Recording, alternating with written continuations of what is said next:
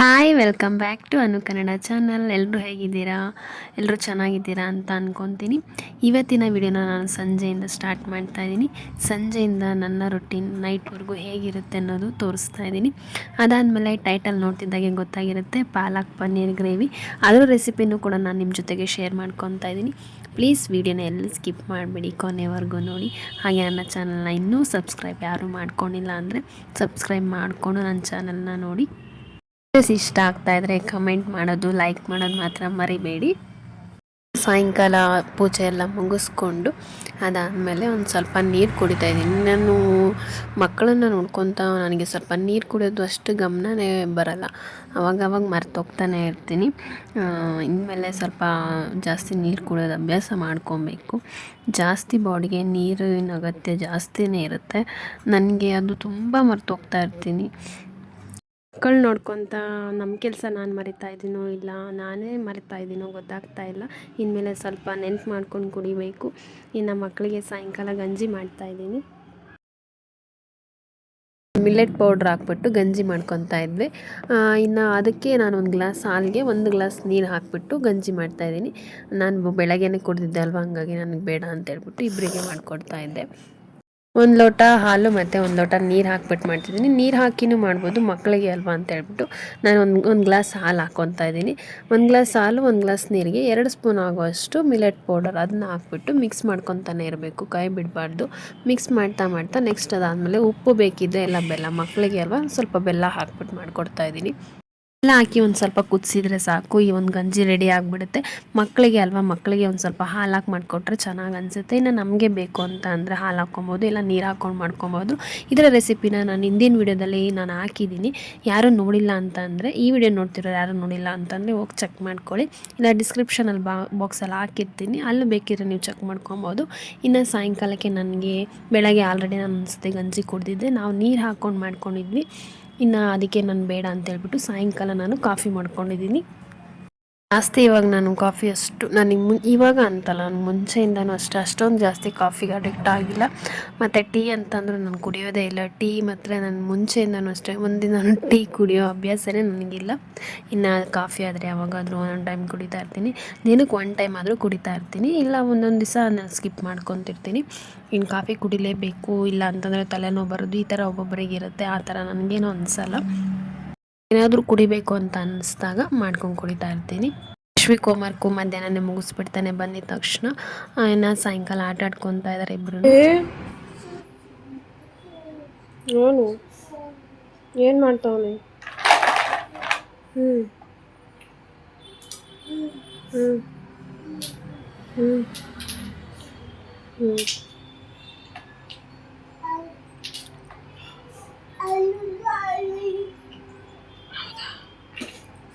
ಏನಂತೆ?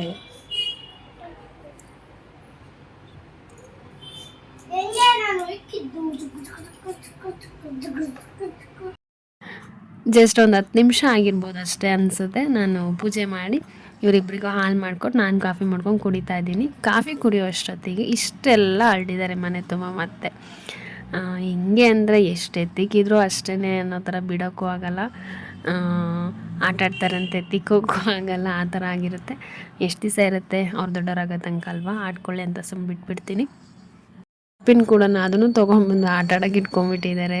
ಹೆಂಗೆ ಆಡ್ತಿರ್ತಾರೆ ಅಂದರೆ, ಅವ್ರು ಆಟ ಆಡೋದು ನೋಡೋದೇ ಒಂಥರ ಚೆನ್ನಾಗಿ ಅನಿಸುತ್ತೆ.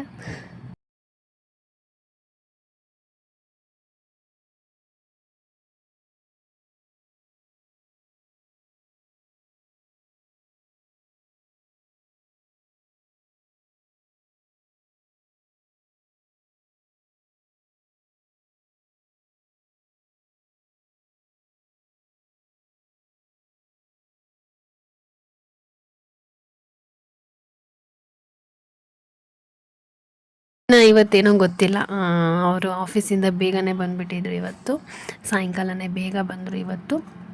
ಥರ ಎಕ್ಸ್ಪೆಕ್ಟ್ ಮಾಡಿಲ್ದಾಗ ಬೇಗ ಬರ್ತಾರಲ್ಲ ಅದೇನೋ ಒಂಥರ ತುಂಬ ಖುಷಿ ಅನ್ನಿಸ್ತಾ ಇರುತ್ತೆ. ಮಕ್ಕಳಿಗಂತೂ ಫುಲ್ ಖುಷಿ. ಅವ್ರಿಗೆ ಬೆಳಗ್ಗೆಯಿಂದ ಅವ್ರು ನೋಡಿರಲ್ವಲ್ಲ, ಬಂದಿದ ತಕ್ಷಣ ಫುಲ್ ಖುಷಿ ಆಗ್ತಾ ಇರುತ್ತೆ ಅವರಿಗೆ. ಇನ್ನು ನನ್ನ ಮಗಳು ನೋಡಿ ಯಾವ್ದು ತೊಗೊಂಡು ಎದ್ರಲ್ಲಿ ಆಟ ಆಡ್ಕೊಂಡು ಕೂತ್ಕೊಂಡಿದ್ದಾಳೆ. ಇನ್ನೂ ಒಂದು ಹೊಸ ಥರ ಏನಾದರೂ ಆಟ ಆಡ್ತಾನೆ ಇರ್ತಾರೆ, ಅವ್ರು ನೋಡೋದೇ ಒಂಥರ ಚೆನ್ನಾಗಿ ಅನಿಸುತ್ತೆ. ಇನ್ನು ನೈಟ್ ಊಟಕ್ಕೆ ನಾನು ಇವತ್ತು ಪಾಲಕ್ ಮತ್ತು ಪನ್ನೀರ್ ಹಾಕ್ಬಿಟ್ಟು ಒಂದು ಗ್ರೇವಿ ಮಾಡೋಣ ಅಂತ ರೆಡಿ ಮಾಡ್ಕೊತಾ ಇದ್ದೆ. ಇದಕ್ಕೆ ನಾನು ಮಿಲ್ಕಿ ಮಿಸ್ಟ್ ಬರುತ್ತಲ್ಲ ಪನ್ನೀರ್, ಅದನ್ನು ತೊಗೊತಾ ಇದ್ದೀನಿ. 200 ಗ್ರಾಮ್ ಪನ್ನೀರಿದ್ದು ನಾನು ಇದಿಷ್ಟನ್ನು ಯೂಸ್ ಮಾಡ್ತಾ ಇಲ್ಲ. ಒಂದು ಪೀಸ್ ಅಷ್ಟು ನಾನು ಎತ್ತಿಕೊಂಡಿರ್ತೀನಿ. ಇವ್ನು ಯಶ್ವಿಕಿಗೆ ಯಾವಾಗಾದ್ರೂ ಏನಾದರೂ ಕೇಳ್ತಾ ಇರ್ತಾನಲ್ಲ, ಅವಾಗ ಸ್ವಲ್ಪ ಫ್ರೈ ಮಾಡಿಕೊಟ್ರೆ ತಿನ್ಕೊತಿರ್ತಾನೆ ಅಂತ ಹೇಳ್ಬಿಟ್ಟು ನಾನು ಒಂದು ಪೀಸ್ ಆಗೋಷ್ಟು ಸೈಡ್ಗೆ ಎತ್ತಿಟ್ಕೊಂಡಿದ್ದೀನಿ. ಇನ್ನು ಎಲ್ಲದನ್ನೂ ಒಂದು ಬಾಕ್ಸ್ ಶೇಪಲ್ಲಿ ಅಂತಂದರೆ ಒಂದು ಮೀಡಿಯಮ್ ಲೆವೆಲ್ಗೆ ಕಟ್ ಮಾಡ್ಕೊತಾ ಇದ್ದೀನಿ. ನೀರು ಮಕ್ಕಳಿಗೆ ತುಂಬಾ ಒಳ್ಳೆಯದು. ಇದರಲ್ಲಿ ಪ್ರೋಟೀನ್ ಜಾಸ್ತಿ ಇರುತ್ತೆ, ಹಂಗಾಗಿ ಮಕ್ಕಳಿಗೆ ಜಾಸ್ತಿ ಇದನ್ನು ಕೊಟ್ಟರೆ ತುಂಬ ಆರೋಗ್ಯಕ್ಕೆ ಒಳ್ಳೆಯದು. ಪಾಲಕ್ ಸೊಪ್ಪನ್ನ ಸ್ವಲ್ಪ ನಾನು ಬಿಸಿ ನೀರು ಹಾಕಿಬಿಟ್ಟು ಒಂದು ಸ್ವಲ್ಪ ಅದಕ್ಕೆ ಉಪ್ಪು ಹಾಕ್ಬಿಟ್ಟು ಮಿಕ್ಸ್ ಮಾಡಿ ಎತ್ತಿಕ್ತಾ ಇದ್ದೀನಿ. ಮಾಮೂಲಿ ಒಂದು ಸತಿ ತೊಳೆದ್ಬಿಟ್ಟು ಅದಾದಮೇಲೆ ಇದಕ್ಕೆ ಸ್ವಲ್ಪ ಬಿಸಿನೀರು, ಅಂದರೆ ಸ್ವಲ್ಪ ಬೆಚ್ಚಗಿರೋ ಅಂಥ ನೀರು ಹಾಕ್ಬಿಟ್ಟು ಒಂದು ಸ್ವಲ್ಪ ಉಪ್ಪು ಹಾಕಿ ಮಿಕ್ಸ್ ಮಾಡಿ ಎತ್ತಿಟ್ಕೊತಾ ಇದ್ದೀನಿ. ಇನ್ನು ಈ ಪಾಲಕ್ ಗ್ರೇವಿಗೆ ನಾನು ಯಾವುದೇ ಥರ ಕ್ರೀಮ್ ಆಗಲಿ ಫ್ರೆಶ್ ಕ್ರೀಮ್ ಆಗಲಿ ಯಾವುದು ಯೂಸ್ ಮಾಡಲ್ಲ. ಹಂಗಾಗಿ ನಾನು ಹಾಲು ಕಾಯಿಸಿದ್ನಲ್ಲ, ಅದ್ರಲ್ಲಿ ಕೆನೆ ಬಂದಿರ್ತಲ್ಲ, ಅದನ್ನೇ ಎತ್ತಿಟ್ಕೊಂಬಿಟ್ಟು ಅದನ್ನ ಸ್ವಲ್ಪ ಮಿಕ್ಸ್ ಮಾಡಿಬಿಟ್ಟು ಎತ್ತಿಟ್ಕೊತಾ ಇದ್ದೀನಿ. ಫ್ರೆಶ್ ಕ್ರೀಮ್ ಇಲ್ಲ ಅಂತಂದರೆ ನಾನು ಯಾವಾಗಲೂ ಇದೇ ಥರ ಮಾಡೋದು. ಆ್ಯಕ್ಚುಲಿ ನಾನು ಯಾವಾಗೂ ಫ್ರೆಶ್ ಕ್ರೀಮ್ ಹಾಕೋದೇ ಇಲ್ಲ, ನಾನು ಇದನ್ನೇ ಹಾಕ್ಬಿಟ್ಟೆ ಮಾಡೋದು. ಚೆನ್ನಾಗಾಗುತ್ತೆ ಅಂತ ಹೇಳ್ಬಿಟ್ಟು ನಾವು ಇನ್ನೂ ಟೇಸ್ಟ್ ಅಂದ್ಕೊತಾ ಹೋದರೆ ನಮ್ಮ ಆರೋಗ್ಯ ಕೆಡಿಸ್ಕೊತೀವಿ ಅಷ್ಟೇ ಹೊರತು ಇನ್ನೇನು ಆಗೋದಿಲ್ಲ ಅಲ್ಲಿ. ಯಾವಾಗಲೂ ಮಾಡ್ಕೊಳಲ್ಲ ಅಂತ ಅನ್ನೋರಿಗೆ ಏನು ಅನಿಸಲ್ಲ. ಬಟ್ ಒಂದು ಸತಿ ನಾವು ತಂದಿಟ್ಕೊಂಬಿಟ್ರೆ ಅದು ಇರುತ್ತೆ ಅಂತಲೇ ಏನಾದರೂ ಮಾಡಿ ಯೂಸ್ ಮಾಡಲೇಬೇಕಾಗುತ್ತೆ. ಹಾಗಾಗಿ ನಾನು ತೊಗೊಂಡು ಬರೋದೇ ಇಲ್ಲ ಅದನ್ನು. ಮನೇಲೆ ಕೆನೆ ಇರುತ್ತಲ್ಲ, ಅದನ್ನೇ ಸ್ವಲ್ಪ ಹಾಕ್ಕೊಂಡ್ರೆ ಅದು ಫ್ರೆಶ್ ಕ್ರೀಮ್ ಥರನೇ ಇರುತ್ತೆ. ಹಂಗಾಗಿ ಅದನ್ನೇ ಹಾಕ್ಕೊತಾ ಇದ್ದೀನಿ. ಇನ್ನು ಪನ್ನೀರನ್ನ ಸ್ವಲ್ಪ ಎಣ್ಣೆ ಹಾಕ್ಬಿಟ್ಟು ಅದನ್ನು ಫ್ರೈ ಮಾಡಿ ಎತ್ತಿಟ್ಕೊಂಡು ಒಂದು ಸ್ವಲ್ಪ ಎಣ್ಣೆ ಹಾಕಿ ನಾನು ಒಂದು ಈರುಳ್ಳಿನ ಹಾಕ್ಬಿಟ್ಟು ಇದನ್ನು ಫ್ರೈ ಮಾಡ್ಕೊತಾ ಇದ್ದೀನಿ. ಈ ಈರುಳ್ಳಿ ಇದೆಯಲ್ಲ ಚೆನ್ನಾಗಿ ಫ್ರೈ ಆಗಬೇಕು. ಅದಾದಮೇಲೆ ನಾನು ಇದಕ್ಕೆ ಪಾಲಕ್ ಸೊಪ್ಪಿತ್ತಲ್ಲ ಅದನ್ನು ಹಾಕ್ಬಿಟ್ಟು ಮಿಕ್ಸಿ ಮಾಡ್ಕೊತಾ ಇದ್ದೀನಿ. ಅದು ಫುಲ್ ನುಣ್ಣಗೆ ಮಿಕ್ಸಿ ಮಾಡ್ಕೊಬೇಕು. ನೆಕ್ಸ್ಟ್ ಅದಾದಮೇಲೆ ನಾನು ಗೋಡಂಬಿನ ನೆನೆ ಇಟ್ಟಿದ್ದೆ, ಅದನ್ನು ನೆನೆಸಿಟ್ಬಿಟ್ಟು ಅದನ್ನ ಮಿಕ್ಸಿಗೆ ಹಾಕ್ಕೊತಾ ಇದ್ದೀನಿ. ಅದಾದಮೇಲೆ ಫ್ರೈ ಮಾಡಿ ಇಟ್ಟಿದ್ವಲ್ಲ ಒಂದು ಈರುಳ್ಳಿ, ಅದನ್ನು ಹಾಕಿಬಿಟ್ಟು ಅದಕ್ಕೆ ಸ್ವಲ್ಪ ಮೊಸರು ಹಾಕ್ಕೊತಾ ಇದ್ದೀನಿ. ಇದಿಷ್ಟು ಹಾಕ್ಕೊಂಡು ಇದನ್ನು ಫುಲ್ ನುಣ್ಣಗೆ ಮಿಕ್ಸಿ ಮಾಡ್ಕೊಬೇಕು. ಜಾಸ್ತಿ ತರ್ತರಿ ಹಂಗೂ ಇರಬಾರ್ದು, ಮೀಡಿಯಮ್ ಹಂಗೂ ಇರಬಾರ್ದು. ಫುಲ್ ನೈಸಾಗಿ ಅಂದರೆ ನೈಸ್ ಇರಬೇಕು. ಫುಲ್ ಚೆನ್ನಾಗಿ ನೈಸಿಗೆ ಮಿಕ್ಸಿ ಮಾಡ್ಕೊಬೇಕು. ಹಂಗಾದಾಗ ಗ್ರೇವಿ ಅನ್ನೋದು ತಿಕ್ನೆಸ್ಸಾಗಿ ಚೆನ್ನಾಗಿ ಬರುತ್ತೆ. ಮೀಡಿಯಮ್ ಥರ ಆ ಥರ ಏನಾದರೂ ಮಿಕ್ಸಿ ಮಾಡಿ ಇಟ್ಕೊಂಬಿಟ್ರೆ ನುಣ್ಣಗಾಗ್ತಾಯಿಲ್ಲ ಬಿಡು ಸಾಕು ಅಂತ ಮಿಕ್ಸಿ ಮಾಡಿ ಇಟ್ಕೊಂಡ್ರೆ ಗ್ರೇವಿನಲ್ಲಿ ಟೇಸ್ಟು ಕೊಡಲ್ಲ. ಹಾಗೆ ಅದು ಗ್ರೇವಿ ಥರ ಅನಿಸೋದೇ ಇಲ್ಲ. ಒಂದು 4 ಟೇಬಲ್ ಸ್ಪೂನ್ ಅಷ್ಟು ಎಣ್ಣೆ ಹಾಕ್ಬಿಟ್ಟು ಸ್ವಲ್ಪ ಚಕ್ಕೆ, ಒಂದು ಚಕ್ರ ಮೊಗ್ಗು, ಸ್ವಲ್ಪ ಲವಂಗ, ಒಂದು ಏಲಕ್ಕಿ, ಸ್ವಲ್ಪ ಸೋಂಪು, ಅದಾದಮೇಲೆ ಒಂದು ಸ್ಪೂನ್ ಆಗುವಷ್ಟು ಜೀರಿಗೆ, ಒಂದು ಈರುಳ್ಳಿನ ಸಣ್ಣದಾಗಿ ಹೆಚ್ಕೊಂಡು ಹಾಕ್ಕೊತಾ ಇದ್ದೀನಿ. ಇದಿಷ್ಟು ಚೆನ್ನಾಗಿ ಫ್ರೈ ಆಗಬೇಕು.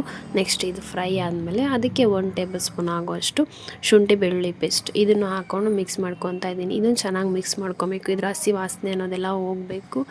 ಅದಾದಮೇಲೆ ನೆಕ್ಸ್ಟ್ ನಾನು ಪೇಸ್ಟ್ ಮಾಡಿಕ್ಕಿರ್ತೀನಲ್ವ ಗೋಡಂಬಿ ಮತ್ತು ಈರುಳ್ಳಿ, ಇದನ್ನು ಇಷ್ಟು ಪೇಸ್ಟ್ ಮಾಡಿರ್ತೀವಲ್ಲ ಅದನ್ನು ಇದಕ್ಕೆ ಹಾಕಿ ಮಿಕ್ಸ್ ಮಾಡ್ಕೊಬೇಕು. ನಾನಿಲ್ಲಿ ಟೊಮೊಟೊ ಯೂಸ್ ಮಾಡ್ತಾ ಇಲ್ವ, ಹಂಗಾಗಿ ನಾನು ಮೊಸರು ಯೂಸ್ ಮಾಡ್ತಿದ್ದೀನಿ.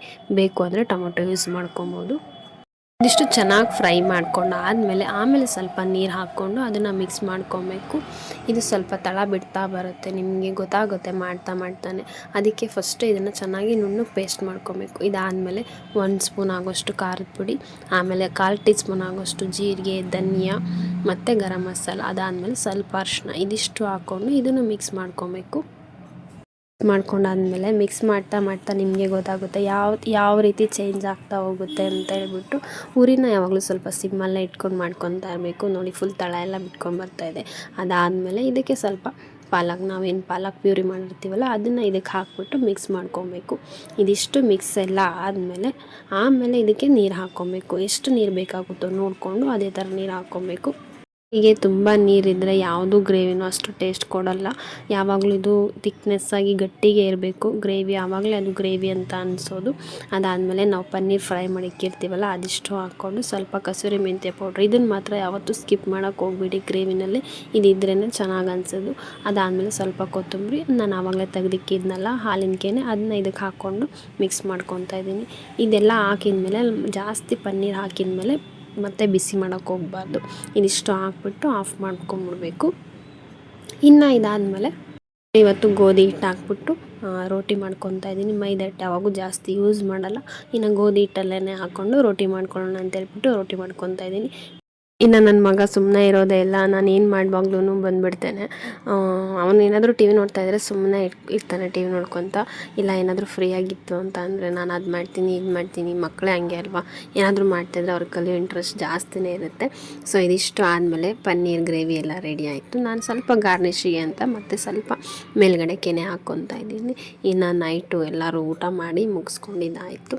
ಸೊ ಇದಿಷ್ಟು ಇವತ್ತಿನ ವಿಡಿಯೋ. ನಿಮಗೆ ಈ ವಿಡಿಯೋ ಸ್ವಲ್ಪನಾದರೂ ಇಷ್ಟ ಆದರೆ ಪ್ಲೀಸ್ ಒಂದು ಲೈಕ್ ಮಾಡಿ. ಹಾಗೆ ನನ್ನ ಚಾನಲ್ನ ಇನ್ನೂ ಯಾರು ಸಬ್ಸ್ಕ್ರೈಬ್ ಮಾಡಿಲ್ಲ ಪ್ಲೀಸ್ ಸಬ್ಸ್ಕ್ರೈಬ್ ಮಾಡ್ಕೊಂಡು ನೋಡಿ. ಇದಿಷ್ಟು ಆಗಿತ್ತು ನನ್ನ ಈವ್ನಿಂಗ್ ನೈಟ್ ರೊಟೀನ್. ನೆಕ್ಸ್ಟ್ ವಿಡಿಯೋದಲ್ಲಿ ಸಿಗ್ತೀನಿ. ಅಲ್ಲಿವರೆಗೂ ಟೇಕ್ ಕೇರ್, ಬಾಯ್.